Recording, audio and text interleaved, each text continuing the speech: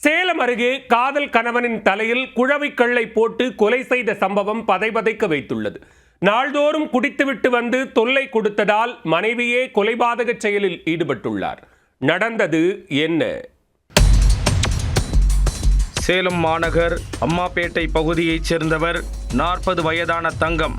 இவருடைய மனைவி 36 வயதான பத்மா. காதலித்து திருமணம் செய்த இந்த தம்பதிக்கு 2 மகள்கள் 1 மகன் உள்ளனர். தங்கம் கட்டில் செய்யும் தொழிலில் ஈடுபட்டு வந்துள்ளார். அவரது மனைவியும் கூலி வேலைக்கு சென்று வந்துள்ளார்.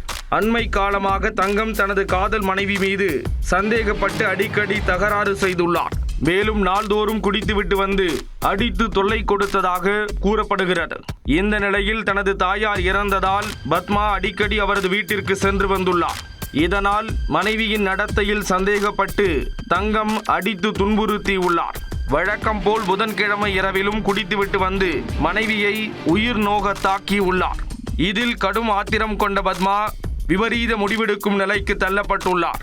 3 குழந்தைகள் உள்ள நிலையில் காதல் கணவன் நாள்தோறும் துன்புறுத்தியதால் கடும் மன உளைச்சலுக்கு ஆளாகியுள்ளார்.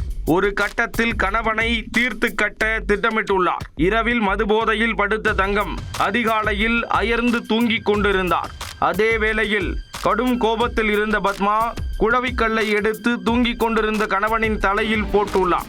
இதில் தலையில் பலத்த காயமடைந்த தங்கம் தூக்க நிலையிலேயே பரிதாபமாக உயிரிழந்தார். தகவல் அறிந்து வந்த அம்மாப்பேட்டை போலீசார் உடலை கைப்பற்றி உடற்கூராய்வுக்காக அரசு மருத்துவமனைக்கு அனுப்பி வைத்தனர். இது தொடர்பாக வழக்கு பதிவு செய்து பத்மாவை கைது செய்து விசாரணை மேற்கொண்டு வருகின்றனர்.